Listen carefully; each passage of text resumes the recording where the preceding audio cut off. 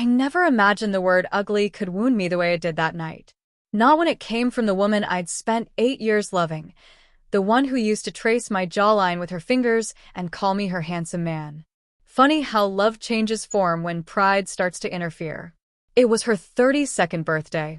We were at this high-end restaurant downtown, the kind of place with dim lights, gold-rimmed glasses, and prices that made my credit card tremble. I'd reserved the table weeks in advance because she'd said she wanted something elegant.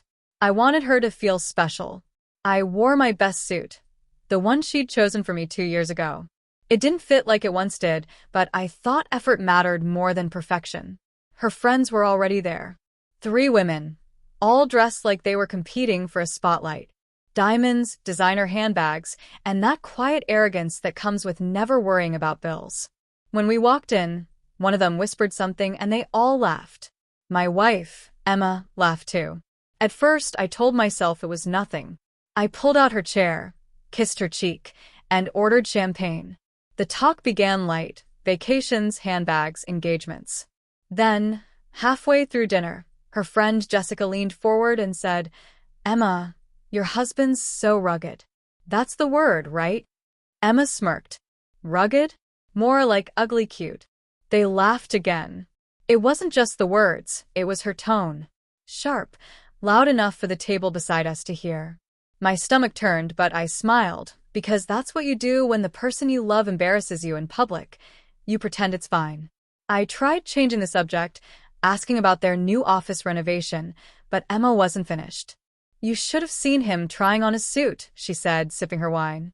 "He asked if he looked good enough for my birthday. I told him just don't stand next to my friends in photos." More laughter. The sound felt like glass cracking inside my chest. I caught the waiter's awkward glance, pretending he hadn't heard. I wanted to vanish. I wanted to walk out. But I stayed, because love makes you loyal to people who don't deserve it. When dessert arrived, Emma stood to take photos with her friends. They leaned in close, all perfect angles and filters. I offered to take the picture, but she waved me off. "It's okay, babe. You don't have the best eye for photos." Another laugh. Another wound. When the check came, she looked at me like it was obvious I'd handle it. I paid quietly. She leaned over, kissed my cheek half-heartedly, and said, "We're going to a lounge nearby. You can head home if you're tired." And just like that, she left. No goodbye, no thank you. Just perfume in the air and her laughter fading out the door. I sat there for a while, staring at the untouched red velvet cake I'd ordered, her favorite. I didn't know what stung more, her words or realizing she no longer saw me as someone worth respecting. The waiter came back and asked softly if I was waiting for someone. I shook my head. "Not anymore," I said. He nodded, the kind of nod men give when they recognize pain without needing to ask why. I walked out into the cool night air, the city lights blurring as I tried to hold myself together. I didn't text her. I didn't call. For the first time, I didn't chase. Somewhere between the laughter and silence, I realized something harsh. Emma wasn't laughing with me anymore. She was laughing at me. And the man I used to be, the one proud to make her happy, started to fade quietly that night. I didn't go home right away. I walked aimlessly for an hour, hands in my pockets, the cold biting at my face. Every step echoed that word in my mind. Ugly. Not just in appearance, but in worth. It's strange how a single moment can erase years of effort. When I finally got back, the apartment was silent. Her shoes were gone, the ones she'd worn to dinner. I sat on the couch, still in my suit, staring at the faint lipstick mark on my cheek from the kiss she gave before walking away. It wasn't affection, it was performance. I checked my phone. No message. No apology. Just a notification, her new Instagram story. I opened it. There she was, smiling under neon lights, cocktail in hand, surrounded by her friends. Caption: "Birthday vibes with the best people." I wasn't in a single picture. That was the moment I stopped making excuses. It wasn't the champagne. It wasn't her friends. It was who she'd become, and maybe who I'd allowed her to become by loving her too softly. I went to our bedroom, opened her side of the closet, and just stared. Designer dresses, heels, that expensive coat I'd bought last Christmas when money was tight. She'd once hugged me for it, told me I was thoughtful. Now it all felt like I'd been funding a life I didn't belong in. I sat on the edge of the bed and let the truth sink in. Emma hadn't just outgrown me. She'd begun to resent the reminder of where she came from. We met in college, both broke, sharing sandwiches and bus rides. Success didn't destroy us. Her shame did. At 2 a.m., the door opened. She stumbled in laughing, reeking of perfume and gin. She froze when she saw me awake. "Why are you still up?" she slurred, almost surprised to see her husband waiting. I watched her quietly. She rolled her eyes. "Oh, come on. Don't be dramatic. It was just a joke, you know I didn't mean it." I nodded slowly.